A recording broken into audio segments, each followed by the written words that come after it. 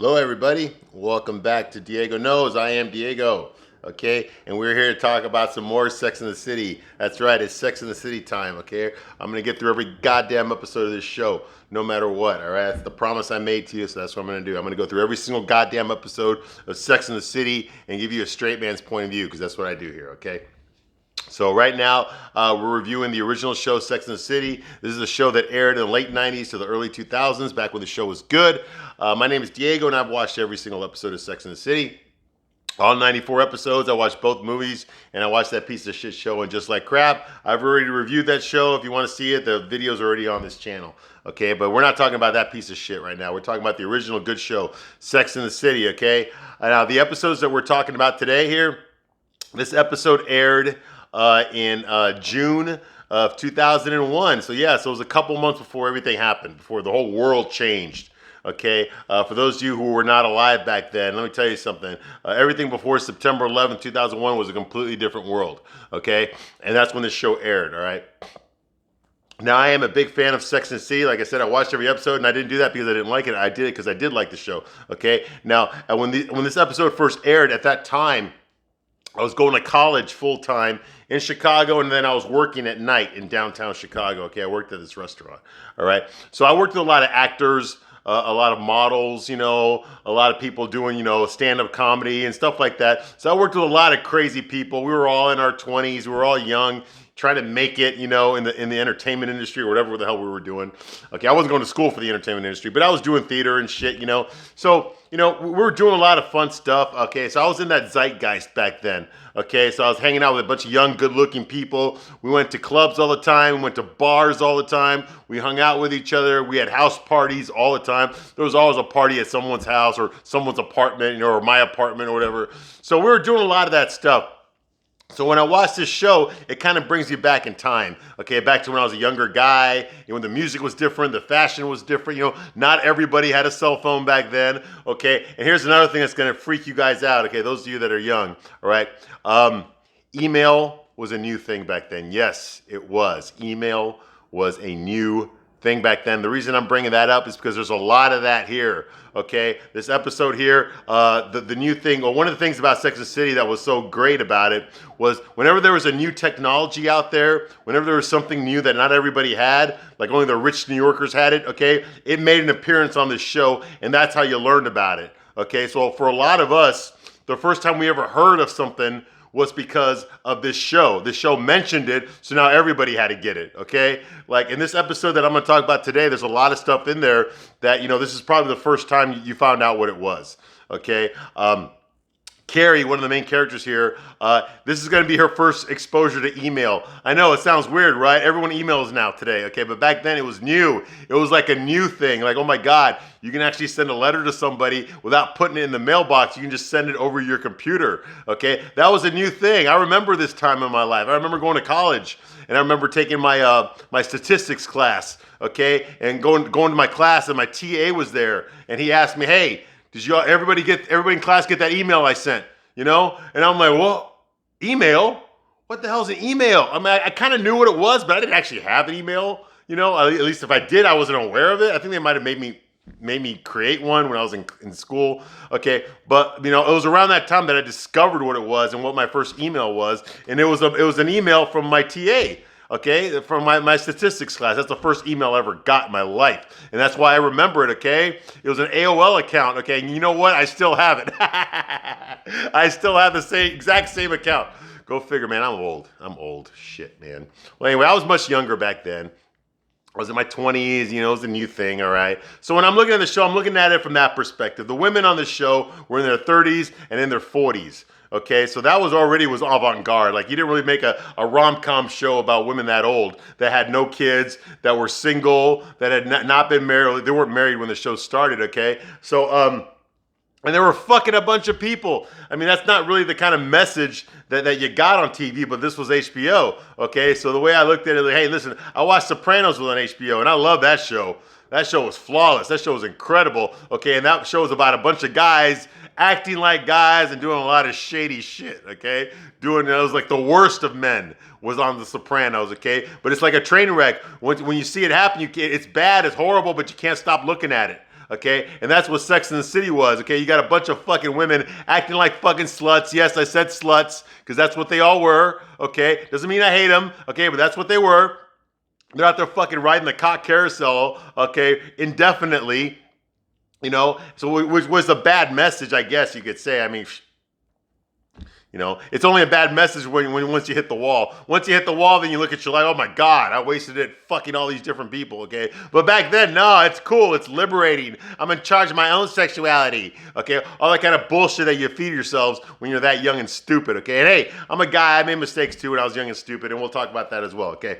Now, the episode that we're gonna talk about today, it's season 4, episode 6. Season 4, and I'm telling you right now, it's gonna be a two-parter. I don't like doing two-part reviews, okay, but there's so much fucking shit going on in this episode, I can't just go over it quickly, okay? I gotta put in my anecdotes in there, I gotta put in my thoughts, my feelings, because that's what I do. I give you a straight man's point of view, okay? If you're easily offended, get the fuck out, all right? I'm not here to spare your feelings. I'm not trying to hurt your feelings either, but I'm not gonna spare your feelings, okay? I'm gonna tell you how I honestly, God, think about the characters on the show and what's going on. I'm gonna give you a straight man's point of view because that is the point of view that you were never given on this show. Okay, the show is written by gay guys, lesbians, and feminists. So who ends up being the butt of every joke? The straight guy. I don't think the people that created the show understood what a straight man really was. They had an idea, but they didn't really know what one was. I doubt there was a straight man involved in any sort of fucking writing of the show or creation of the show. Okay, the show was catered towards women and gay guys. Okay, and that's what the show was. All right. So whenever I watched the show, and I would notice how the straight guys that the girls were dating were acting, and no guy would ever act that way. It was bullshit. I didn't buy it at all. Okay, that's the only problem I had with the show. Otherwise, the show was great. I love the characterizations. I loved all the characters. I love the situations. I thought it was very well written. Okay, I just did not believe that the way the straight guys were written on the show was the way that real straight guys acted. Now, every once in a while, they do get it right, and when they do get it right, I'm going to mention that as well. Okay, I'm not unbiased here. Okay, I'm going to tell you the truth. This is what I think. All right, I'm not trying to offend anybody, but if you're easily offended, get the fuck out. All right. Now that I've said all that, let's begin with this episode. Okay, this episode is season 4, episode 6. The name of this episode is called Baby Talk is Cheap. Baby Talk is Cheap. Okay, so it starts off with Carrie is feeling shipwrecked and alone. Those are her words, not mine. Okay, so she calls Aiden. She keeps calling Aiden and hanging up on him, okay? She keeps getting his voicemail. Now, for those of you who don't know, Aiden is her ex-boyfriend, okay? This guy was a fucking gem. He treated her like a fucking queen. He did all sorts of stuff for her. He did a lot of carpentry work and stuff, a lot of home remodeling, and he made furniture for a living out of his own store. He sold furniture that he made himself. He was a craftsman, you know? Like I say, he was a carpenter, okay, and very good at what he did. All right, he did so much stuff for her. He redid all of her floors. He fucking he bought her all sorts of stuff. He took her all these nice places. He fucking made her a bubble bath for her birthday. I mean, he did all sorts of nice. He was a perfect boyfriend, okay? So, of course, she fucked around on him, okay? Because that's what always happens when guys act that way, okay? And Aiden's no different, okay? Aiden's a really sweet, nice guy. Carrie fucked him over. Well, she ran into Aiden recently. He went into a partnership with her best friend Miranda's ex-boyfriend, Steve. He decided to open up his own bar, and Aiden is now his silent partner. Okay, now Steve and Miranda, they got their own shit going on. Okay, but right now we're focusing on Aiden and Carrie.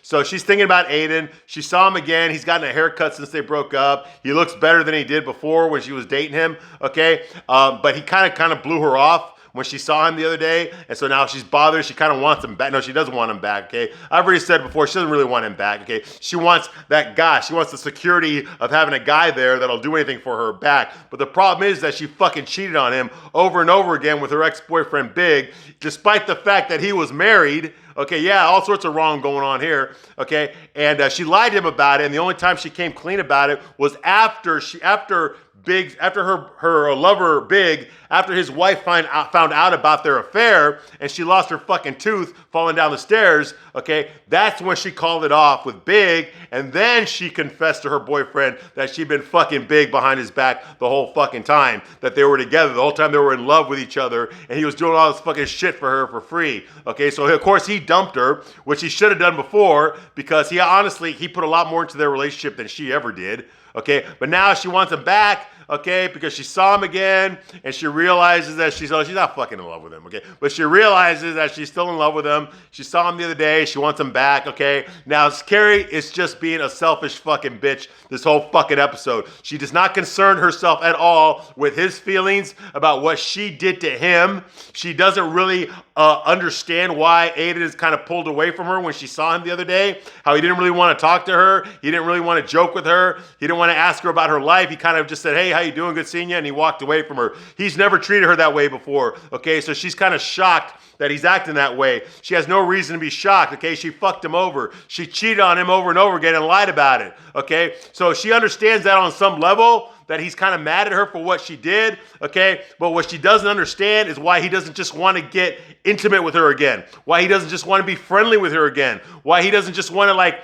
talk to her like a normal person again, okay? Well, the reason he doesn't want to do it is because he doesn't fucking trust her. He can't fucking, her word means shit. She has lost all credibility in his eyes, okay? Nothing she says is going to matter because he's not necessarily going to believe anything that she says. Even if it's the truth, he's not necessarily going to believe it. Why? Because the source is not trustworthy. Carrie is not a trustworthy person, at least not in terms with him. Okay, she already proved that. She already demonstrated that, okay? I keep saying all this, all the goddamn time. Guys, girls, when you're in a relationship, do not pay attention. Do not pay attention to what people say. Do not believe what your boyfriend says. Do not believe what your girlfriend says, okay? What they say means fucking almost next to nothing compared to what they do. If you want to understand what people really think, if you want to understand what people are really like, what's really going on in their head, you got to pay attention to what they do, not what they say, okay? People talk, especially women, they will talk based on their feelings. What do they feel like at the moment? That's what they're going to say, okay? But feelings change. They don't always stay the same.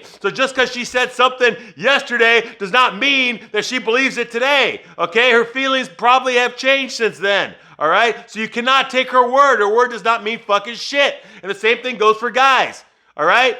A lot of people, we say things because we felt like it at that time, but it doesn't mean we're going to feel that way next week or next year or in 5 years, okay? People change. So don't pay attention to this shit. That's if the person's being honest, okay? If they're not being honest, then what the fuck? Their word means nothing, okay? So do not pay attention to what people say. Pay attention to what they do, okay? If you want to know what kind of guys this girl that you like is really attracted to, look at the guys that she dated. Don't fucking ask her what she finds attractive, okay? Look at what she's dated. That will tell you everything you need to know. All right. All right. Moving right along. Now I think I lost my train of thought. Okay, so anyway, so she's calling Aiden and she's not leaving a message. She gets his voicemail and she fucking hangs up, all right? So she starts taking some African dance class with Charlotte, and she tries to tell Charlotte this stuff, and Charlotte doesn't really care. So they go out with the girls. Okay, so they're out with the girls, and Charlotte tells the girls that Carrie has been calling Aiden and then hanging up when she gets his voicemail. Carrie's like, I think I want him back. How do I do this? How do I get him to come back? See, she's not thinking about what's going on in his life. Okay, maybe he's got a girlfriend. Maybe he fucking hates her now. Maybe he fucking doesn't want nothing to do with her. Maybe he's happy. Maybe he's already with someone else. You know? Maybe he's doing all these things already. Maybe he's moved on with his life and he doesn't want to fucking see her again. No, these thoughts never come into her mind. At least she doesn't entertain those thoughts very long. The only thought she really focuses on is that Aiden can come back to her. That Aiden's going to take her back. That Aiden's going to forgive her and everything's going to be the way it was before she fucked around on him. Okay? She's hoping that's the only thing she's focused on. None of the other possibilities really enter her train of thought, or she dismisses them easily. Only that Aiden wants her back. That Aiden will take her back. That's what she's focused on. So she's not questioning whether or not he's going to take her back. She's questioning how is she going to get him back. Like it's already a done deal. Okay, his thoughts, his feelings are not considered here at all. Only Carrie's thoughts and feelings, because that's the kind of person that Carrie is. All right. Miranda says, he might not want to hear what you have to say. Exactly, which is basically what I just said, And Samantha's like, one word, granola. Okay? It's not you. Okay? And Charlotte's like, Aiden is perfect for Carrie. Look, he redid her floors for free. Yeah, he spent all day redoing her floors. Yes, he did it for free. He refinished her entire fucking apartment for free. And you know what Carrie was doing while he was busting his ass for free on her apartment? She was fucking big in a hotel. Yeah. How's that for gratitude? So anyway, so she says like, hey, Aiden's perfect for Carrie, you know. He redid her floors, you know. All he needs to do is lose that gut, because he had a gut. He did, you know. John Corbett has a gut, right? He plays Aiden, all right? And Carrie's like, oh, well, he doesn't have that gut anymore. Oh, it's gone. He looks good now. He looks real good, you know. But that's not why I want to get back with him. She's like, I miss him. I've been missing him for months. No, you don't, Mr. Carey. You do not miss him, okay? What you miss is the security. You miss having a boyfriend that's basically going to do anything you say, okay? You miss having a boyfriend that always lavishes you with fucking self-esteem, lavishes you with praise, tells you how beautiful you are, how pretty you are, takes you out to dinner, makes bubble baths for you, does manual labor around the place for you, things that you can't be bothered with because you're a girl. He will do those things for you. He's the kind of guy that'll fix your fucking car. He'll fucking fix your flat tire, okay? He'll fix your refrigerator. He'll redo your floors, you know? He'll make you a fucking table if you ask him to, and he'll do it for free because he loves you, okay? That's the kind of guy that he is, and you miss having someone like that to push around, okay? No, not consciously. I think in an unconscious way, push him around, because you know goddamn well this guy loves you, and he'll do anything for you if you ask him to, okay? You miss having someone like that in your life, because right now, Carrie, you don't got nobody like that. You don't got Big, you don't got Aiden, okay? All the guys that you've been fucking, okay? You always found something wrong with them 5 minutes before the episode was over, and then you had to 86 them, okay? So no, okay? What you miss is having a guy that was all about you, okay? That's what you fucking miss. A guy to fucking push around, okay? Kick around, okay? Disrespect, okay? Because you know goddamn well he's going to take you back no matter what, okay? That's what you fucking miss. All right? You don't miss him. You don't go give two shits about what's important to him or what he cares about, okay, or how he feels, okay, only about what he can do for you. That's what you miss. You don't have anyone like that again. That's what you miss. You don't miss him. But yeah. All right. So that's going on here. She says she misses him, whatever. Okay. Miranda says just email him, you know, and she, oh, by the way, did you know you can shop online too? Oh my God, dude, I'm old. Okay, those of you who were around back then, okay, how you feeling age-wise right now, huh? Okay, email was a new thing. Oh, by the way, Miranda said, did you know that you can shop online? Oh my God. Somebody call Ripley. You can actually use the internet to buy things. Yes, that was the summer of 2001. I remember it very, very well. Yeah, I feel old. All right. That's going on here. Samantha says, oh, you need to go online, Carrie, for the porn, if nothing else. Yes, there was porn online.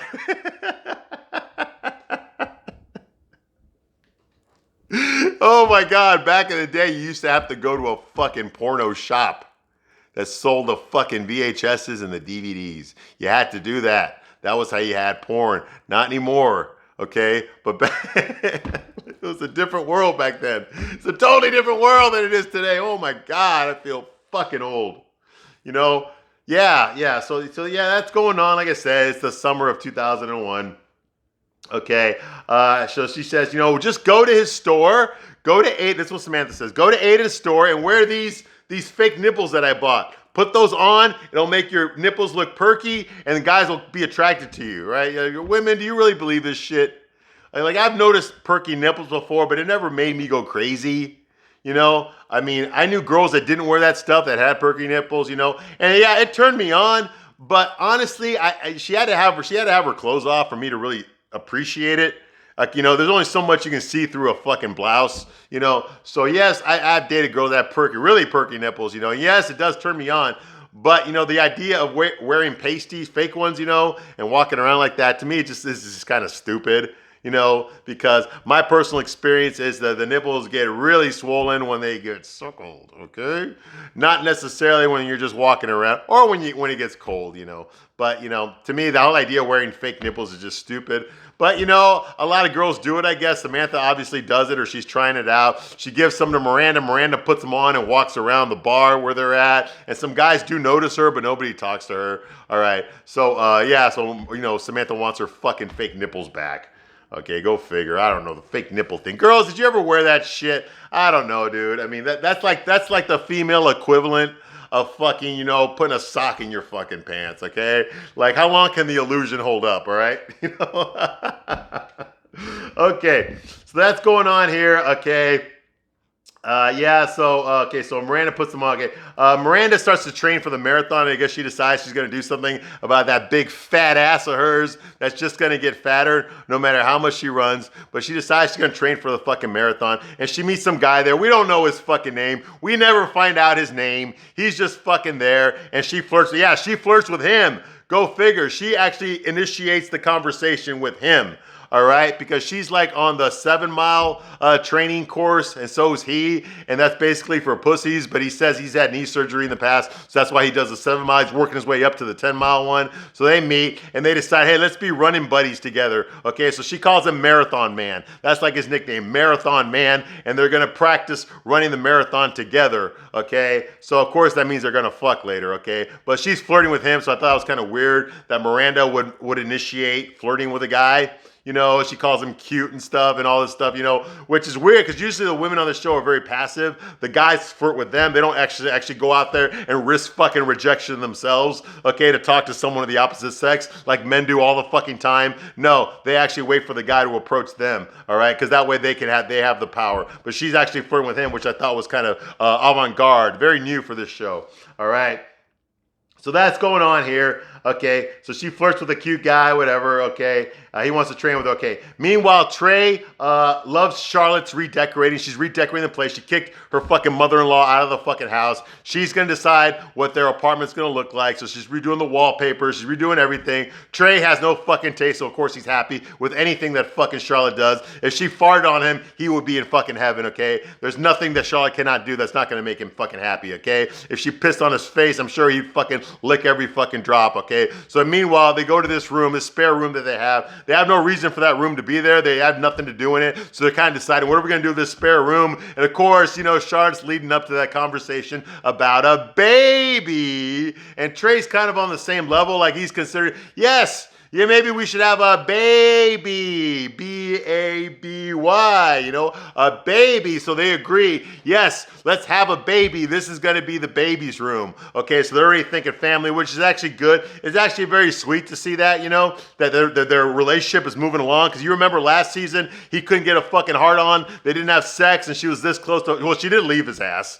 They didn't get divorced, but she left him. They got separated, okay? And now this season they're reconnecting. He's got hard-ons all the time. He's fucking her like fucking a Catholic fucking rabbit, okay? And they're just doing everything. They got busted by his mom, busted them having sex last episode. So now, he's thinking, baby, let's have a fucking baby, all right? So, of course, Charlotte being a girly girl like she is, she's all excited about having a kid, because she's fucking 35 years old and she's never had a kid, all right? So, yeah, she ain't getting any younger, all right? So that's going on here. Samantha's on a date with some corporate guy. I guess his name is Warren. He's on his cell phone. We don't know how she fucking meets these guys. We never really see her meet guys that often, okay? They're just there, okay? I guess she just flaunts her pussy around and some guy says, hey, let's fuck. And she says, okay, all right. Okay, but she tends to fuck a lot of these rich guys, corporate guys. This guy's wearing a very expensive suit. He's talking on his cell phone about some business thing. So yeah, obviously he's a well-to-do guy, all right. And she puts on those fucking fake nipples on there and she shows it to him. She's like, hey, why are you staring at my nipples? Whatever. And he of course, he gets turned on. He starts making out with her. Once they start kissing, she goes that while they're kissing, she puts her hand in her bra and pulls out the fucking nipples and throws them away because now she doesn't need them anymore. Can you imagine that happening if it was the other way around? Ladies, if you're out with a guy, okay, and you're like staring at his big fucking bulge, okay, and you kind of want to touch it, okay, and then you start kissing, and then while you're kissing, he pulls the sock out of his fucking pants and throws it away, okay, how would that make you feel? Exactly, okay, but we're not going to see that here. You know why? Because this episode was written by gay guys and feminists, okay? If a straight guy had written this fucking episode, it wouldn't turn out this way, okay, but that's how it is. So they start making out, whatever. Who gives a shit? This is every episode, okay? I guarantee you he's going to be fucking, they're going to 86 his ass 5 minutes before the episode's over, just like every fucking guy on the show, or mostly every guy on the show. That's what happens to them. They're just easily disposable, all right? So that's going on here. Next up, now, like I said before, email was a very new thing, so Carrie doesn't really know how to do email, okay? She's never done email before, okay? Yeah, I know, weird, right?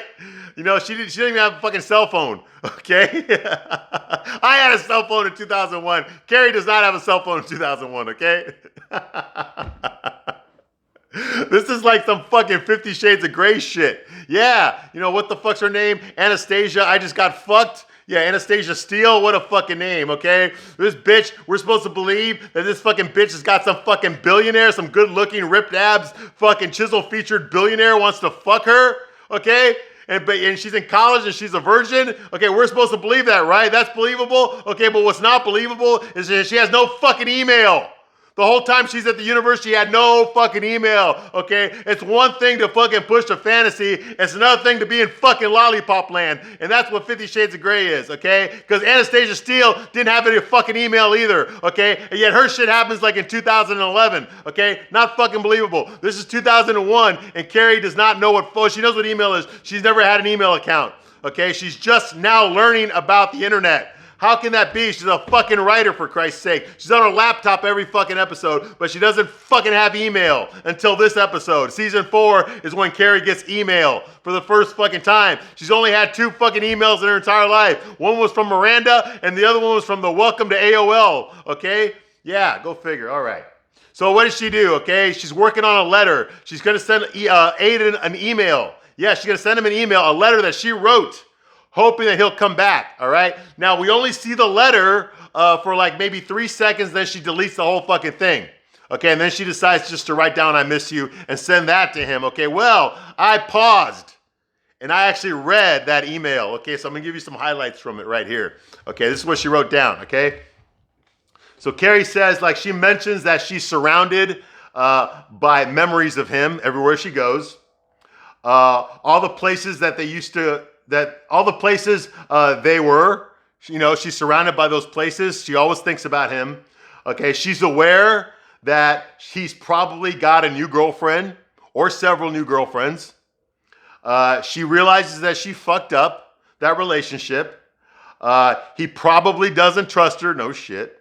She never meant to hurt him. She'll never do it again. Yeah, right. What she says, what we had was rare and special. And she says, I love the way you kissed me. She says, write me back, but I will understand if you don't write me back. I miss you. I'm still sleeping on your shoulder every time I close my eyes. And Big's cock is not inside of me. Okay, no, I added that part. Okay, but it's still the truth. All right. Guys, if you're watching this right now, this is bullshit female manipulation. Okay? You can't believe a goddamn thing. Okay, women write shit like this all the fucking time. You know why they do that? Because they know that you'll respond to it. Okay? Okay, because if you're a fucking brainwashed guy, if you're a beta male brainwashed guy, okay, then you know goddamn well that you were told that women appreciate romance more than anything else. Okay, they appreciate that shit more than anything else that a guy can do. A guy has to be romantic. Okay, well, that's fucking bullshit. Okay, to get a girl, you don't necessarily have, I mean, it helps, but that's not what's gonna get you the girl. Okay, romance alone will never get you fucking jack shit. Okay, all it's gonna get you is a fucking broken heart. All right, so what she's doing is she's using romantic language to communicate to him that she wants him back. Okay, this is all fucking bullshit manipulation, all right? If you look through this thing and just break it apart, you can see it for what it fucking is, okay? Like I said before, she does not miss him, okay? All this shit that she's talking about here, how she sees him everywhere that she goes, that's not missing him, that's fucking guilt. Okay, like I said before, okay, she misses having somebody there, somebody that she can push around, okay, somebody that she can fuck over and do what she really wants to do and not have to worry about having to get into a relationship because she's already got one. Okay, now she can just go out there and basically fuck the guys that she wants to fuck because she's already got a boyfriend who doesn't know shit about it. Okay, that's what she misses. She misses having someone like that security blanket, okay, that fucking parachute, that golden parachute that everybody wants, okay? That's what she misses, and Aiden fits that bill. He loves her, he'll do anything for her. That's what she fucking misses. She doesn't fucking miss him. Okay, all that shit about, I'm sure you've got girlfriends right now, probably more than one. That's all fucking bullshit. She doesn't fucking believe that at all. Okay, if she thought you had a girlfriend for real, okay, she wouldn't be contacting you. Okay, because she knows goddamn well that if you've got a good girl, okay, that she cannot measure up to that. Okay, so there's no point in trying to get a hold of you. She would have to fight another girl to get you. And if you've got any sort of fucking self-confidence, any sort of, courage, okay, you would have a better girl now than you had with her, okay? But later on, we find out that he doesn't, okay? I'm not trying to hurt Aiden's feelings here, okay? He is a good guy. He's a much better guy than I am. That's fucking for sure, okay? But god damn it, okay? He's easily manipulated by shit like this. Lots of guys are, unfortunately. Women can do whatever the fuck they want, but if they act like they're sorry, if they say how special you are, if they say how great you really are, and how much they miss you, and all this kind of shit, okay? The next time a girl tries to write you some bullshit like that, or tell you some shit like that on the phone, just think about the other guy's cock inside of her. Okay? Because that's probably what's really happening. Okay? Guys, don't be fucking stupid. Don't be fucking stupid. Okay? The best judge of a woman's true thoughts, her real feelings, is not what she says. Like I said before, it's what she does. How she treated you is what she really thinks about you. Okay? Not what she says, not what she writes down. Okay? She's only saying that shit because she thinks you're going to respond to it. Okay? Because she wants something out of you. Okay?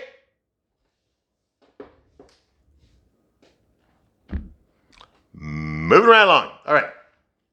So like I said, it's bullshit, okay? So instead of all that, she just sends an email saying, I miss you. Okay. Meanwhile, Samantha gets eaten out. Yes, she does. She gets eaten out by Warren, that guy that was on his cell phone. His name's Warren, the corporate guy. Okay, and he starts talking to her in an Elmer Fudd voice when he's on top of her. Elmer Fudd voice. He says, like, does your vagina want a visit from my Mr. And that totally turns Samantha off. Like, what the fuck? Okay. If this guy really is like some corporate, he looks like a corporate guy. He's older. He's got gray hair. Okay. He's college educated, probably Ivy League, wealthy. Okay. Guys, they don't act this way. Okay. Maybe there are some guys that do this. I don't know. Okay, because if a guy really does do this, some of you ladies out there, maybe you've had guys talk to you like that, like a baby, okay? Maybe that's happened to you. I've never done that, okay? I think it's a stupid thing to do, okay? I think that if I were to do that, it would turn a woman off, all right? So I would never do anything like that, but maybe there are some guys that do it because this is not the kind of thing that a guy tells each other, okay? If we do something stupid like this, we're not going to tell other guys about it, so there's no way I could know. All I can tell you for sure is I've never done that. I think it's stupid. I honestly think it would turn a woman off if I tried to do it, okay? But I would never want to do it because I think it's dumb. Okay, but who knows? Maybe there are guys like that out there that do this stuff on a regular basis. Maybe there's a lot more than I think that do this stuff. I don't know any, but like I said, they would never tell me if they did. So, whatever. Okay, so Sam is grossed out. So what does she do? She tells her girlfriends about it. They're at the store. She's, he talked to me like a baby. She tells all her girlfriends. Samantha, like, he said it in baby talk. I had to sit on his face just to get him to shut up. Charlotte's like, he doesn't know how to respond to intimacy. That's the problem. And Carrie's like, or he doesn't know how to fucking email you back. Because, like I said, she's got to take over the conversation. It needs to be about her. Okay, so Charlotte notices all these baby clothes over there at the store. So she runs over, look at this. She's like, me and Trey, we're going to have a baby. We're working on having a baby now. And I got to do it because I'm the oldest woman I know that doesn't have a baby. Okay, of course, fucking that kills the mood for fucking Samantha and Carrie. They're just like,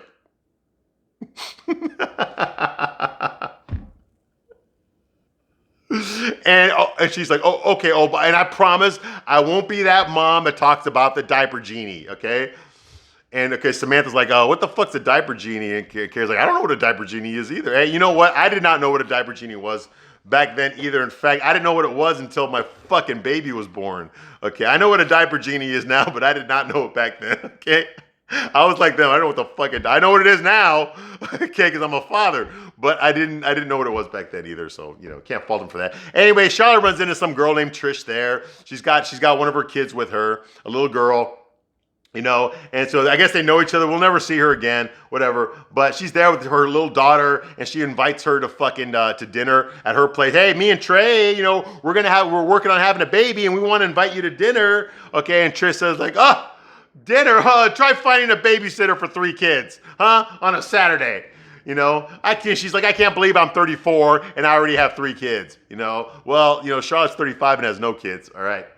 So she agrees to invite her to dinner. Her name's Trish. Okay, so meanwhile, Charlotte is fucking the shit out of Trey. And I gotta tell you, it's turning me on, okay?